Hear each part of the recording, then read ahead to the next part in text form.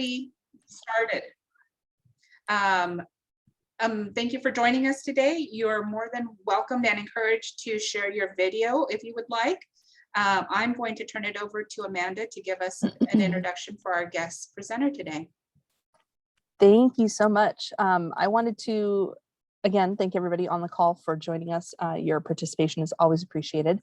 We are more than pleased to bring you today from the Minnesota area where it is snowing right now, Dr. Joshua Stein. He is the current president of the Minnesota Society for Child and Adolescent Psychiatry, as well as a national advocate for mental health services. I can personally tell you that he is a very engaging speaker with a focus on breaking the stigma behind mental health. His practice includes clinic, partial hospital, and inpatient psychiatric work. Additionally, he is a part of the award-winning psychiatric assistance line in providing psychiatric education and support to primary care physicians throughout the country to expand access to psychiatric resources. He's an educator. He focuses on mental health, teaching mental health fundamentals, including businesses, leaders, college students, and teachers, and to lovely people like ourselves. So we are very happy to have him. Thank you very much, Amanda, for the warm greeting. I'm going to pop my slides on if that's okay. All right, are they coming through? Looks like it's starting. It says has started screen sharing. All right, are you seeing winter holiday wellness? Not yet. Try, it's giving us a sign over here to double click to enter full screen mode. So you may have to double click perhaps. Oh, there we go. Is it working? Now we see it. All right, good. Hi, everybody. Hello, building owners and managers of Greater Phoenix.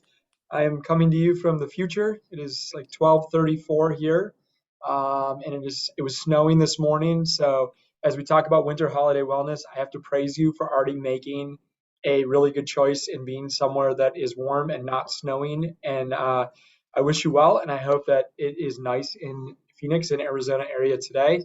I'm a child, adolescent, and general psychiatrist. I made this connection through Ryan Companies, and that's how I got to know Amanda. I'm really honored to speak to you today. And so our whole goal today is to kind of prep for the stresses of the winter holiday season. It's going to kick off next Thursday with Thanksgiving and go all the way through New Year's Eve. It's a time of a lot of joy, a lot of celebration, also a lot of stress, a lot of pressure. And this year, like last year, sadly, we're still dealing with, and the year before, we're still dealing with a lot of the complexities of COVID and of family and of strain. And so I hope I can help prep you a little bit and have you ready. So my title is Winter Holiday Wellness, but I kind of thought this made more sense, like mental wellness saves Christmas. For those 80s and 90s babies out there, you may remember this movie. It's one of the best. And so we're here today to kind of break stigma, and they'll all be talking about wellness. I'll also be talking about some mental illness and some of those concerns. And when, things go from being mood changes and sadness to maybe more illness, and some of the ways to recognize that. And so I appreciate that a group like yourselves is valuing mental health, mental well-being, awareness of mental illness. And the more we talk about it, the more we have this dialogue in kind of normal settings, the easier it is to say where you're at and be heard and be listened to. All right, classic disclosure slide. I really have no financial or conflicts of interest to report. I do a lot of advocacy. For those of you that maybe are familiar with the Twin Cities up in Minnesota, I practice at Prairie Care. We're a standalone behavioral health, mental health institution. And I practice at a few levels of care. So inpatient for when someone's in a crisis that they need a locked facility. Partial hospital when someone is maybe still struggling or really struggling with well-being, but they don't need to stay there 24 hours a day. So they'd come and work with me and my colleagues throughout the day, then go home, similar to a school day. And then I also work in clinic. Just of note, I have a Western medical education. I was trained here at the University of Minnesota, and I think that sometimes does inform how I practice. So I just want to make you guys aware of that, because I may not talk about some of the complementary ideas that may come up with an Eastern practice or a complementary training. And then just a reminder, this is not a substitute for seeking professional care. If you're interested in something I talk about or feel like it makes sense to you, it's an opportunity maybe to explore it to a greater degree with your physician or your therapist. So I also like to say, if you have questions, there will be time at the end to go through them. I'm really happy to answer them for you. If they're personal questions or this brings up things that are difficult, please let me know and we can kind of work on things. You can kind of send me directly or let Amanda know and I can try and get you some contacts. So today we're going to prepare for some of the joys and strains of the holiday season. We're going to go through a lot of skills and self-care. We're going to try and recognize when professional help may be needed. This is a really big question because a lot of times people don't realize when they maybe need more support until it's too late. So I'm going to try and give you some clues when things are not going well or things are changing about how to kind of say, this might be the time to get more support. And then this is a time of year that we see probably some of the highest outcomes with mental health emergencies. The holidays are joyful, but also really stressful. And so I'm going to give you some Arizona-based resources on how you can kind of move forward if need be, if there's an emergency during the holidays. So holiday season, right? It brings a lot of welcome guests and unwelcome guests. And the welcome guests are wonderful. We get to see our favorite family we don't see very often. Commonly, we get some time off from work. There's a lot of traditions that are joyful, whether it's, putting the pickle in your Christmas tree, or it's making jam or monkey bread with grandma in the mornings. We may get some downtime. We also get to celebrate, and whether it's Christmas or Hanukkah or Kwanzaa, it's a time that families come together, and it can be really enjoyable. On the other hand, it can bring up a lot of unwelcome guests, like Cousin Eddie over here. We can get those strained family relationships, and some of those strains that have been present, it suddenly puts us in the same room. We see that nowadays more than ever, people are farther apart with politics. There can be a lot of political tension. There can be hard discussions. There can be frustrating discussions. They can boil over. It's a time of year where we celebrate through eating. We celebrate through drinking. We bring out the special drinks. We bring out the special alcohol. We have work parties, whatever it may be. But sometimes that can really get the best of us. There can be a lot of social pressure. With social media and other things, we can see that people feel a lot of pressure to put out their best foot, to really look like everything is perfect when it may not be. And then there's a lot of COVID-related drama. And families have a lot of different opinions on this. The aunt may not want to be with anyone who's unvaccinated. The unvaccinated family may want to lecture, whatever it may be. There's a lot of different opinions. And instead of kind of being a time to come together, it can be very, very splitting. There can also be the drama of like how to get together. For some people, it's not a big deal. For some people, it is. So there can be some of these unwelcome guests that show up. So what can happen during this time of year, and we see it really commonly, is that stress starts to tick up. It starts to get worse. The first thing we really see, both in kids and adults, is really this increased irritability, kind of snapping at people, yelling at people, not having the time for your kids, not having the time for family. Other things can happen like increasing alcohol consumption, kind of drinking after drinking after drinking, eating a lot more or eating less. People can start to have sleep issues, so really struggling to get to bed, worried about the planning, worried about the holidays, lashing out at family members, maybe not sharing expectations with family members when they don't come through, then really struggling with kind of holding them accountable. Kids can start to have issues with their body. Kids hold a ton of anxiety, distress, worry in their body. And you may see this in your children or in family children. And a lot of times we hear about stomach aches, headaches, outbursts, or getting really oppositional, getting defiant. And it's often a sign that stress is taking up. So this is kind of as those unwelcome guests show up, we can see these things happen. And sometimes it can get to a point that we kind of stop going to work. We stop getting up in the morning. We stop attending where we need to be. And so this is going to be the first part of the lecture, is kind of looking at, wellness and how can we maintain these things even during a hard time. So for some of you, you may have seen this or seen a representation of this before. And my colleagues in psychology use this a lot. And it's the idea that there's a lot of pieces to who we are. It's called a wellness wheel. And you can kind of see there's these different sides: environmental, physical, social, intellectual, professional, emotional, and spiritual. And the whole idea is that, we need a lot of different areas of our life to be okay for us to be well. Now, it's in flux. It doesn't have to be perfect. It doesn't always have to be lined up directly.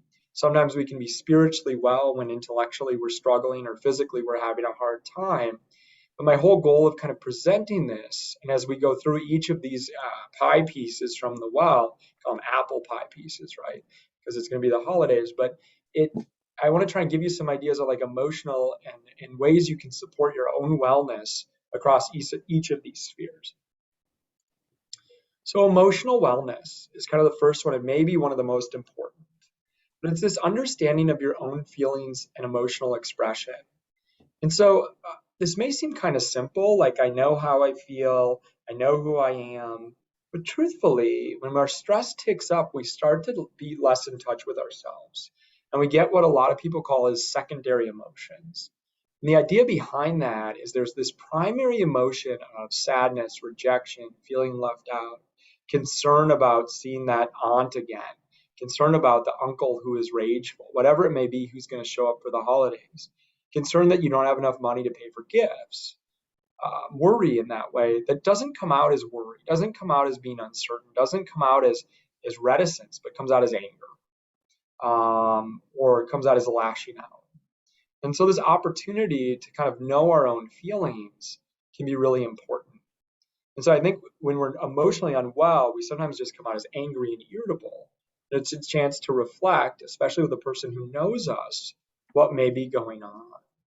And so I'm not saying you have to go see a therapist, but often we have a spouse, we have a friend, we have a child, we have whatever it may be that can really talk to us about it. I think as we get into the holidays, scheduling some downtime for ourselves, so we have an opportunity to kind of listen and learn from how we're doing. I also think it's important, like with emotional wellness, to know how to say no during the holiday seasons. There's always a ton of opportunities. There's a ton of family events. There's a ton of other things. We'll talk a little bit later about how to set limits effectively to be able to check in and make sure that you're okay. I think scheduling times during the holidays to relax is also really important.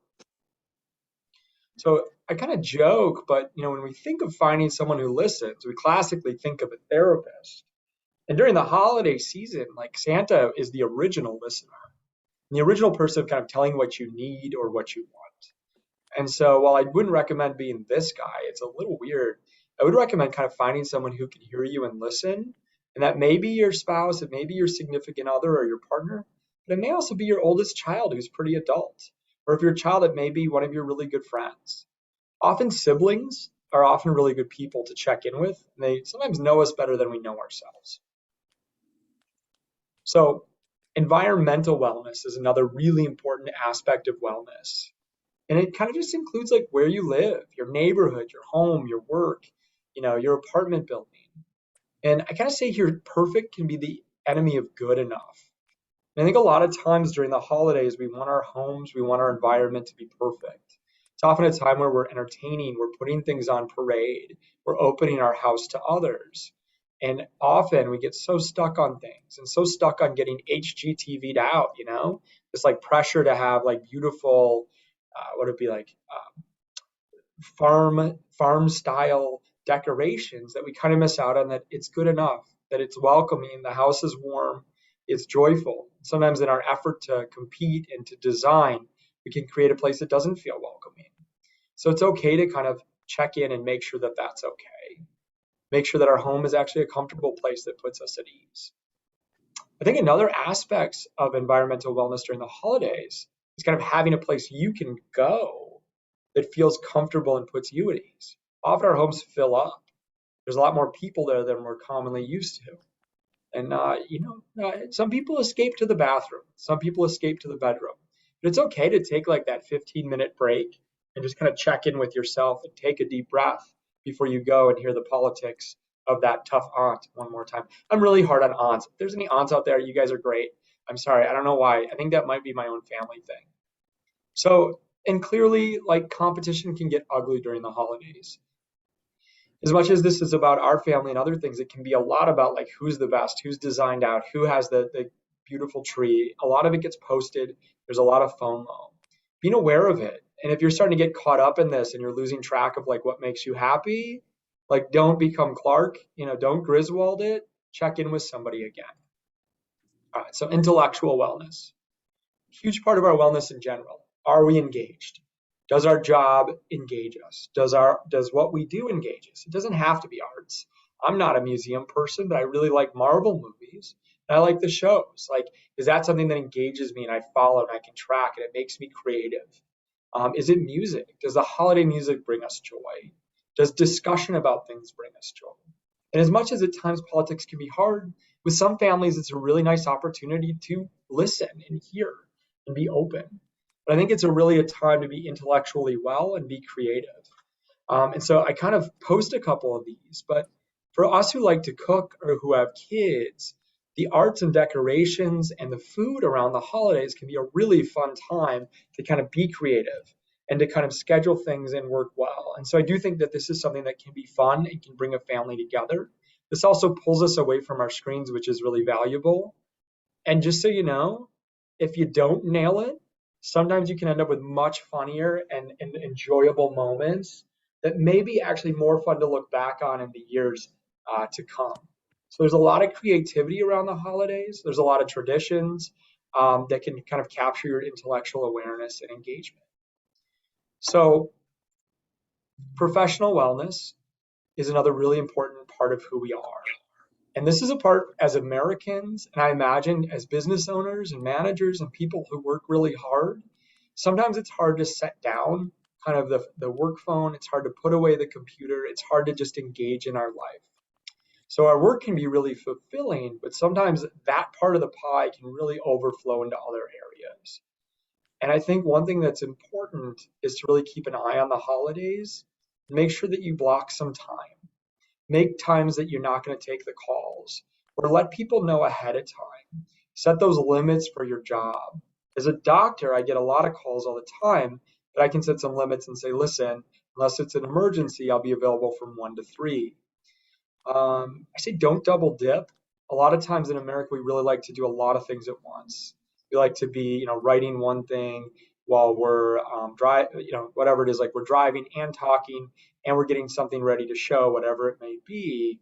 I think it's important to kind of be careful of that during this time because we're also carrying the holidays already. I also think on the other side, if you have to work during the holidays, setting some limits with family and letting them know ahead of time. Like, hey, honey, I'm going to be on the work phone from 1 to 3. I'm not going to be available to play with the kids. I'm not going to be available to do gifts during that time. Can we use that time and make it a low-key time? You guys can watch Clark and the Griswolds during that time while I'm doing my work. Another big thing is budgeting. And I feel a little bit like I'm somebody on like Good Morning America, like talking about budgeting right now. I think it's okay to lose your budget a little bit, but it shouldn't get to the point that after the holidays, you're in crisis. There's some really fun ways to just avoid that. I think the most fun is with the older people. Instead of getting expensive gifts for everybody, like white elephants are really good. And maybe, I don't know, we use Amazon. And if you just search white elephant, it can really get you going. And you can end up like way down pretty quickly with some awesome and individualized things. And it's a way to have fun without spending a lot of money. Gift exchanges also work really well. Finally, for those with kids, we always want our kids to like feel loved during the holidays and feel like things are really positive and enjoyable for them. And sometimes we miss out. We buy a lot of things instead of thinking about what our kids need. I think the nice thing about lecturing today is we're so far ahead of the holidays that you can reflect that like, hey, that like really cool baseball sweatshirt that they get from their school that they're going to wear all the time, that's actually a really good gift for my kid because it's about their identity and it's about baseball. Or that the new saxophone I have to buy anyway, or the some of the things that they need and they'll love can also be given as gifts. They show that you're. So it doesn't always have to be PS5s. All right, so physical wellness. This is gonna be hard, man. I mean, I just got to say it in general, being physically well during the holidays is really, really hard. During the rest of the year, it's kind of setting up good habits for yourself, giving yourself a chance to also indulge in other things. This ranges from like alcohol to safe sex, getting medical care, monitoring yourself. I think when it comes to the holidays, it's a little bit more of maintaining some of our healthy habits to some degree. So like I know I'm not gonna be able to go to the gym when I visit my family, my wife's family, I should say, in Fargo, North Dakota. I know many of you maybe have been there. There's a lot of North Dakotans down in Arizona, but I'm not gonna be able to make it to the gym for those 4 days. I'm not gonna be able to maybe do some of the physical activity I normally would, but I will be able to like go for a walk. I will be able to maybe like dance with my kids and something to maintain some of that. There's some really fun ways to do family workouts. If you go on like YouTube and you search like family dance, there's some really fun dance things that could actually bring a lot to the party. And then just like playing with your kids. And then finally, I know this is like a not a primary medical organization, but a lot of times during the holidays, people will ignore sex and not care about it. I think it's okay to bring that up. That's part of like having a healthy life, and it's a part of healthy relationships. So a big question for a lot of people is like to nog or not to nog during the holidays. Alcohol is abundance. There's a lot of parties. There's a lot of professional parties. And it's a huge part of celebration. For some people, it's a pretty clear answer of no. They've had trouble with alcohol before. I think planning ahead to kind of look at what festivities they feel comfortable with is okay. It certainly can be enjoyable. And I think the whole thing is just being aware if it's becoming a problem for you. And so in medicine, we use a really simple approach. If people have been kind of on you to cut back because they think you're drinking too much, if people are annoyed by your drinking, if you're starting to feel profoundly guilty about your drinking, or you're needing an eye opener after drinking, so like you have a lot of drinks and then the next day you have to have the hair of the dog, these are some of the warning signs that drinking may be taking up too much space in your life and maybe kind of dominating it to the point you may need some support in cutting back. And so I think during the holidays, being aware of that, and if those feelings start to come up, it's an opportunity to get some help and support. So finally, social wellness. So this refers to like the quality of our relationships and like how, if they're helpful or not. And I think a huge thing around the holidays is that a lot of times we get pulled into our family, our assigned family, you could say, which is wonderful. But a lot of times our chosen family, which is our close friends, the people who are like sisters, like brothers, the people that we hang out with, that we care about, we get a lot of time without them. And I think a way to protect your social wellness, especially if you have strained family relationships, is to really make time for those people. And I think that idea of like a Friendsgiving or checking in, or when you're taking your break in the bedroom, having some time to check in with your good friends can be really worthwhile as a way to like laugh and kind of check in. So I think this kind of also goes with like holiday limit setting. And this can be a hard thing. And in many families, it's like, how can you set limits on the holidays? How can you say like, this is how we're going to move forward during holiday time, but with like already having a rule? But actually, it can be really, really helpful. I don't know if anyone has been through this, but I know in my family, there's been times that like, you can kind of see that things are starting to kind of crash. You can see that things are starting to fall apart. It's okay to have a limit to just like get up and leave and just say, we're going to leave early. And it's going to be a lot better to remember that holiday for all those good times and that it didn't result in a large explosive event or a large feud, to leave early and to shut down. I think sometimes the people that are not the blood relatives can be more aware of this. And I think even checking in with them and saying, hey, if we start to go down this path, I start to get worked up about so-and-so, or, so dad starts to get going, will you check in with me, say it's time to go? So I think that's a really important thing. I also think it's all right to like set aside feuds. Families have feuds. Spouses have feuds. Sometimes exes have to come together. Sometimes there's things going on that have been going on for years. It's not the time to talk about the inheritance. I think it's okay to like send an email or check in with someone ahead of time and say, listen, we're coming together as a family. We're still dealing with this, but right now it's about the celebration. It's about the holiday, and we're not going to touch on that. And if we touch on that, we're going to change the subject. All these kind of limit settings and thinking ahead of time can be really useful. So finally, spiritual wellness. And as simple as it may seem, that like being spiritually well would come hand in hand with the holidays, I think it's pretty easy to lose that, like, despite the religious themes of that time, it can kind of dissipate. We can kind of forget to make it to services, or getting to services is more about, like getting dressed up and looking nice, and we're dragging the kids there. And so I think trying to make sure that like the holidays actually capture some of the spiritual meaning that you want, and thinking about the values and beliefs that are important to you ahead of time and how to express that. And so I found a really cool resource called Hands On. And I don't know if you guys are aware of this. I see Amanda smiling. I don't know if we actually have this in Minnesota. This is pretty cool. So basically you put in who you are, how many people you are, the area that you're in, how many hours you're looking to donate. And this can help you find a really, really cool volunteer opportunity, and it'll just list them. And I think that this is something that can really prepare you to be really successful and have a spiritually valuable holiday. And for any of us who have done volunteering, who've engaged in those activities, that is something that you take away, even though it can commonly be hard work. You feel better after doing it. And it can lead to that spiritual good feeling and wellness that we're looking for. So with that, we've kind of made it through our wellness wheel. So I want to talk about a couple situations where I want you to kind of think ahead as we go into the holidays. A lot of times we talk about coping ahead.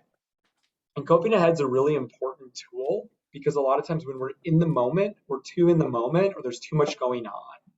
And when I talk to my patients, it's really simple. We talk about a person, a place, and a thing. So in psychiatry, sometimes it's a bigger deal. So like a teenager going back to school after having really bad social anxiety, they couldn't make it. We cope ahead for that. Well, I think as we get together for some of these gatherings, whether it's the BOMA holiday party, and it's hard to do that because there's a lot of people, a lot of small talk, finding a person that you can go to that's comfortable, that can reflect you back and let you know how you're doing. A place, relaxing area, bedroom, sometimes bathroom, sometimes a walk outside. Minnesota, we don't walk outside much. Arizona, probably okay. Fargo, definitely not walking outside. And then a thing you can do. And so the one that my wife and I use that works really well is we say, we're going to go get coffee. We'll get coffee. Can we get your order? Text it to us. And we'll take a quick drive to like Starbucks, Caribou in Minnesota, and grab that. And it's a chance to just take a breath, step away, and kind of just take a second. And then, coffee does make things better. So I do think that this is kind of just in your own way, having these three skills ahead of time works well. All right, so then there's social media. All right, double-edged sword. It's an opportunity to really share who we are. We're the best version of ourselves. There's also a lot of FOMO on there. And sometimes this can be FOMO where we're not part of a get-together that we wanted to be a part of. Sometimes we're putting out like a vibe that we don't want to be a part of. As a child psychiatrist, sadly, we're seeing that there's a lot of evidence that social media and that fear of missing out, seeing people at their best, not seeing any of the worst, this non-realistic perspective that Instagram and Snap and these other things give actually can be really detrimental to mental health. And I think we're seeing this in the news that even some of the companies like Facebook or Meta, whatever it's called now, are aware of this. So I really want you to think about how to take a break from this during the holidays or limit your time. It is hard. It is something that we've built into our schedule that we can get caught up in. If anyone does TikTok, it's really easy to lose an hour there. And then finally, taking pictures can drive families nuts and can drive kids nuts or spouses. And so I think it's really okay to say, hey, when we open gifts, we're going to start with 5 minutes of opening gifts, or when we light the menorah, we're going to take a couple minutes for pictures, then we'll be done. And then setting down the phones and putting them away. Okay. However, I just want to be clear. I'm realistic. And I know people are going to use their phones. And so I did want to share, these are just some of the tags that I found for your pics if you want to use them. Some of my favorites were resting Grinch face, and then birch, please. And then, don't get your tinsel in a tangle. So I just want to say, I know you're going to do it. So I thought I'd help out a little bit, but just some ideas there. Okay. So mental health can be slippery. And as you saw, there's a lot of parts of wellness in this kind of pie. And for the most part, even when we're not completely well, we're well enough. But occasionally we're not well enough to be safe, or we're losing our functioning to the point that it's a problem. And so these are the two situations that I kind of want you thinking about for when it might be time to seek professional care. And that very simply could be going to your family practitioner, that could be going to your pediatrician with your kid. But whenever there's dangerousness, whenever there's thoughts of like, I wish I wasn't alive, or self-injury, or whenever function is being lost, meaning that you can't get out of bed to make it to work, you're not getting things done you normally would, you're not taking care of your hygiene, kids aren't making it to school. These are signs that professional care really could be helpful because wellness has kind of slipped into illness. So again, kind of like some warning signs, changes to sleep routine. I think for some people, insomnia, not being able to fall asleep at all, suicidal thoughts of any kind. And sometimes this can be as simple as kind of having thoughts of like, I wish I could go to sleep and not wake up, or I'd rather be dead than to take part in this. These can be big things, and they're signs that help might be needed.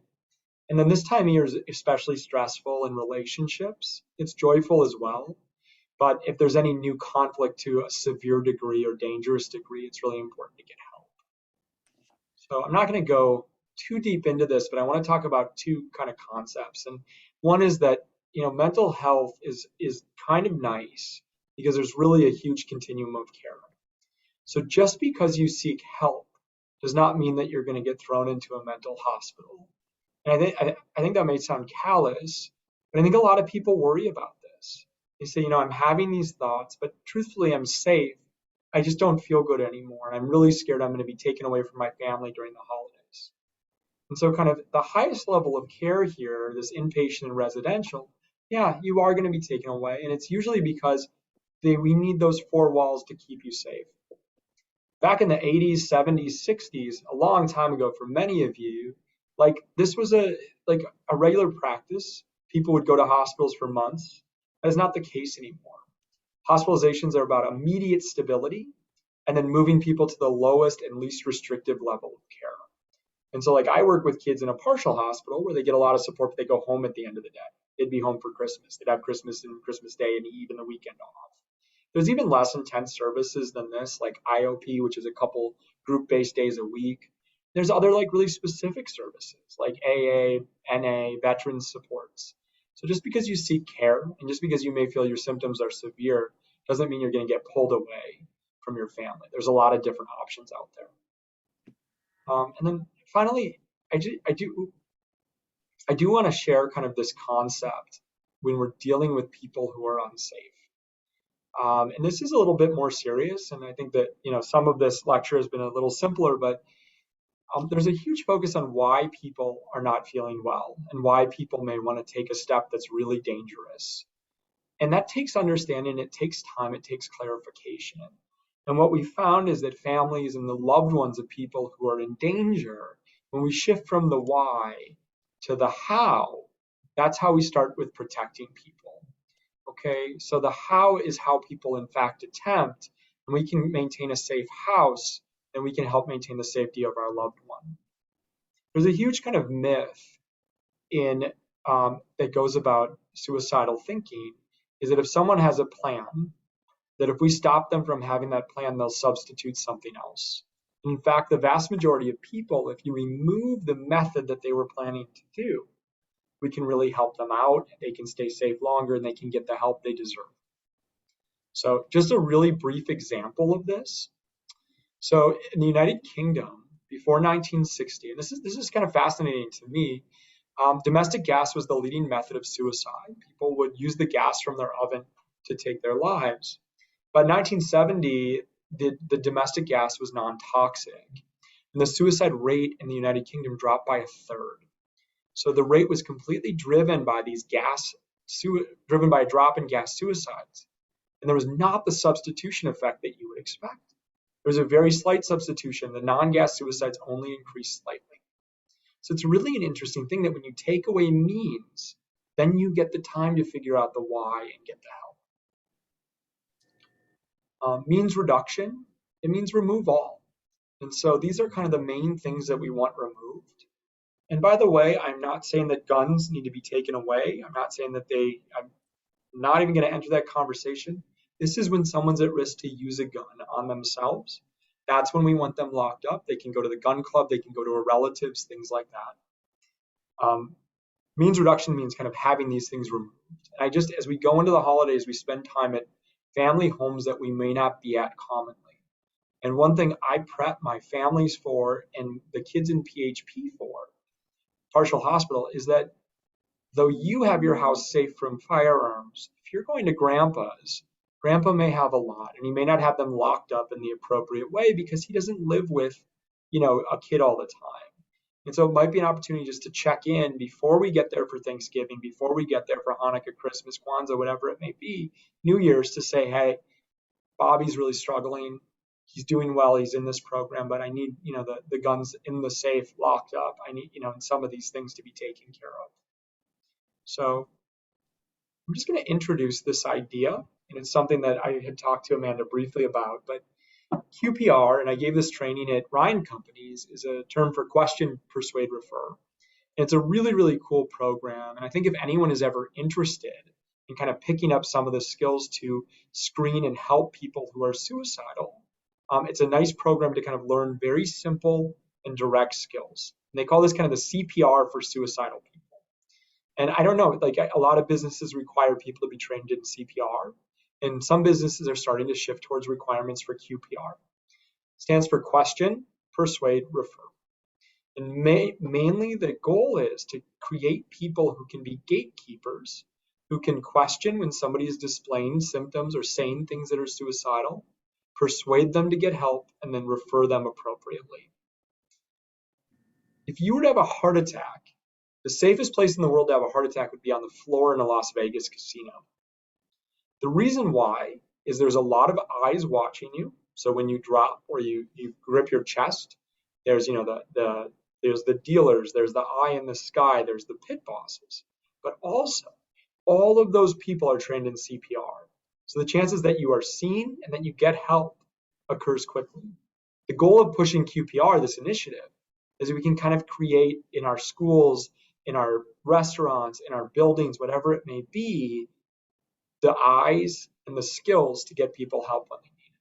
So I wanted to bring this up because I think it might be something that people are ever interested in. It's a really nice training and it's really straightforward. So they kind of list some of these gatekeepers here. So kind of to end, I want to talk a little bit about some of the resources available. And the big one on the bottom is this text line, this 741741. You do not need to call it for you. You can text it for somebody else. I work with adolescents. Some of them, I swear, have never talked on a phone. They've either screened themselves or they text. And so this text line is a nice way to kind of get your toe in the water if you're needing support. They can transition quickly into actual models of support. And then we have the National Suicide Prevention Lifeline, which is really impressive. These can all get you very quickly specific area supports rather than national supports. So I also wanted to list the county crisis lines. County crisis, if somebody is in the act of doing something or they overdosed, this would not be the person to call. However, if somebody is struggling, if someone's upset, if someone's irritable, if somebody's threatening, these are kind of the county lines to call to get immediate kind of mental health support. Commonly, this may be a social worker who comes out or a social worker with a police officer. This is a way to get support very, very quickly during stressful or difficult circumstances. And so I think that this would be numbers to have available. And even if you're a building manager or you're someone who's a lead on a team, this may not be a bad number to have available. Because if something does come up at some point, it's kind of in the phone and you can rapidly call it. And it's often a way to do some really effective and immediate problem solving. And then I wanted to provide a couple of the more specific Arizona resources. And I included the COVID crisis counseling because just dealing with some of my patients, preparing for the holidays, they don't know how to do it, or they don't know what they can do and can't do. They don't know where the line in the sand is, especially people who are very set on following the rule of the law. So this is kind of a nice number to call for them to maybe get the okay that yes, you can meet with your family, or you can do these things, or this is how to do it properly. The vets lines are excellent. Vets lines are really important. These are people trained to speak with veterans. And I know that in buildings and in management and in construction, there's a lot of veterans and it's a large population. And at times, veterans can be separated or have strain with their families during the holidays, just like anybody else. And then finally, the Teenage Lifeline is a really good one as well. So, finally, not just wellness can save Christmas, but setting limits can save Christmas. I stole the Pete the Cat book, changed the title here. But I think just kind of keeping some of these ideas in mind as we kind of get there. So changing the subject, setting a start and end time, having clear expectations of your guests. I think that end time thing is good, even if you don't hold it because things are going really well. Like kind of being like, yeah, we're gonna have lunch at 1 o'clock as football comes on Thanksgiving. We want everyone out the door by 5:30. And if things are going well, they're going well. You're fine. But if they're not, you can kind of say, okay, guys, we're gonna wrap up. We're good for the day. Making sure you have some downtime, some relaxing time scheduled ahead of time, maybe talking with family or the heads of the households, kind of like an old, mafia family talking to the other heads of the households about, hey, this holiday, we're not going to talk about this, this, and this. Processing some ground rules ahead of time, and then knowing you can always leave early. And I think a lot of families struggle with that concept during holiday gatherings, but truly leaving early can save a holiday in a way that hanging around sometimes does not. So with that, again, I wanted to share some more of these that I found. You can totally steal these and use them. I like the Rebel Without a Clause one myself, and then Lit Up Like a Tree. So these are just, if you're posting, if you're texting your buddies, your friends during the holidays, I hope you can use these and enjoy.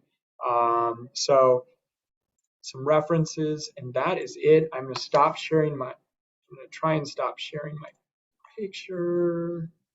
Okay, and swing back in, and I'm happy to take any questions that you may have, and I really appreciate your time and the invitation to speak to you. Thank you. That was fantastic. Thanks, Susan. Agreed. Suzanne. Yes, Suzanne. Yeah, I agree.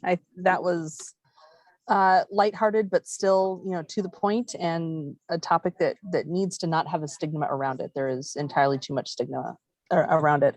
One of the things I wanted to note, I don't know if there's a real question in it, but as I've been through, my life and dealing with anything that I've had, ups or downs, one of the things that has kind of stuck with me, and especially now that I'm getting a little bit older, I can feel it a little bit more, is that you may have a day where it's just a terrible day and everything is just crushing on you, and you can't ignore just that one day, because the next day might be great, and 3 more days might be great. But the more and more you ignore whatever was crushing you on that one day, the harder it's going to come back to. And that's one of the things that I really try to have in my own brain. My question is, how do I relate that to a child? I have an 8-year-old, soon to be 9-year-old, who is extremely precocious and extremely emotional. And I sometimes have a hard time trying to not be too adult with her, but while still getting some of that stuff, for her to be able to self-realize what's going on for her. So tips and tricks for dealing with kids. Yeah, that's a great question. So I see your question too, Jennifer. I will get to that. So first off, parents need to know that you are essentially the sweatpants to your kids. What I mean by that is, after a hard day of work, like, I come home and throw my sweatpants on and kind of like, ugh. When kids come home from school, the way they act with parents, they kind of let it hang out. And we see this both with like irritability and kind of being mean or being fussy, but we also see it with some other things. So even like kids with tic disorders, okay, they usually don't tic that much in school, like Tourette's, but when they come home at the end of the day, they tic profoundly because subconsciously they've been holding it in. So as a parent, you're probably seeing the most emotional part of your kid, okay? Yeah. And I think that one thing is just listening and letting her express as much as possible. And I think being careful not to, we often really want to kind of make something morbid and make it like a diagnosis, and just knowing that it's okay to be an emotional, precocious kid.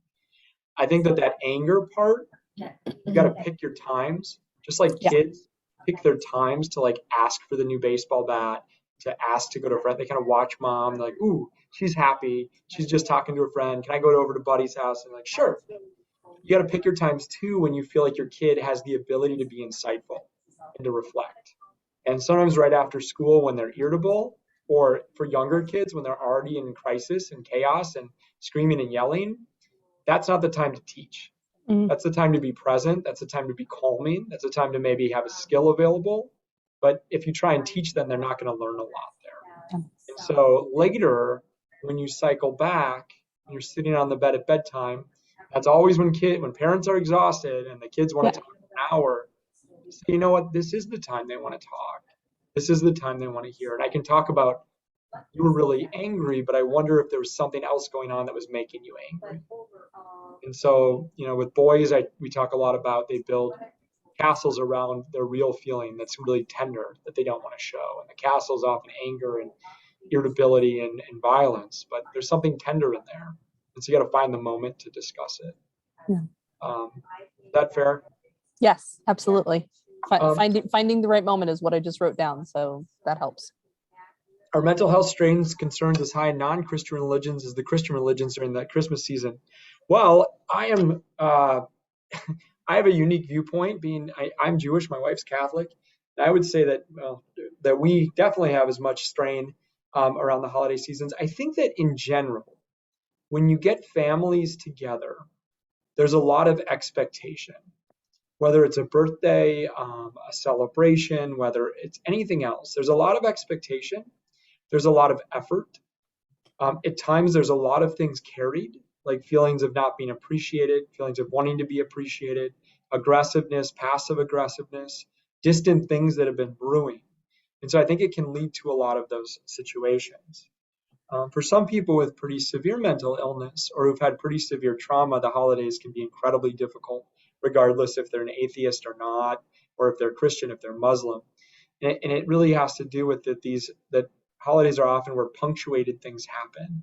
And when we look at our movies, we look at our representation from media, it's profound. You think of the old movie, The Ref, with, Dennis Leary, and we see those crises show up because we're sitting with people. There's often the catalyst of alcohol and things come out. And so often, yes, they're really hard times. And if we don't leave early enough, we don't set the right limits, they can start to be like kind of toxic memories year in, year out. And many people talk about, I remember the Thanksgiving 1987 where, Uncle so-and-so, so we got to be careful of that. But yeah, there's strain throughout it. I think Christmas is its own like wonderful beast. And there's a little bit more tradition, a little bit more pressure. There's also a lot more like unique joy and celebration with it, maybe than some of the other holidays. And so I think that also can bring more family distress as well. Okay. Any other questions? No, but it's not a question, but it's a comment. You talked about how giving back can help feed the soul during the holidays. My family and I years ago switched over. Instead of buying everybody stuff, it's crap we don't want or need, because we all have everything we want and need. We would pick a charity or a family or something to go through, and then everybody would contribute $200 per person. And we would buy Christmas decorations, Christmas tree, all the gifts, the meal and everything for a family, and do that. That was the best feeling. And then we would just do stocking stuffers for each other. And it uplifts so much, and able to do that and give that joy to other people. So I wholly encourage everybody to give something like that a try. It's an incredibly valuable gift to them and to yourselves. I see some young faces on here, and I don't know, but even like we have a lot with sports. We often have a requirement of like a service project for some of the more intense sports teams for kids. And often that can be a really, really nice way to, again, kind of build that out. Like it's a gift to be on, in Minnesota, to be on a hockey team, competitive hockey team travel. we're going to give back, we're going to do something to raise money or whatever it may be. And that resource that you guys have in Arizona is really cool. So yeah, volunteerism is very, very good, valuable lesson for kids to have. So thank you. all right, well, with that, thank you for your time, guys. Amanda, thank you for the invitation, and I hope our paths cross again soon, and enjoy your holiday season. I hope it's enjoyable and with healthy limits, I guess. Thank Very you. Yours segmented. as well. Thank And, Thank you. and anyone who's on, if you want to reach out, if you've got any questions that you didn't want to share here, please use me as a resource to get in touch with anybody. So thank you. Thank you so Thanks. much for your time. Thank you. Bye. Bye-bye.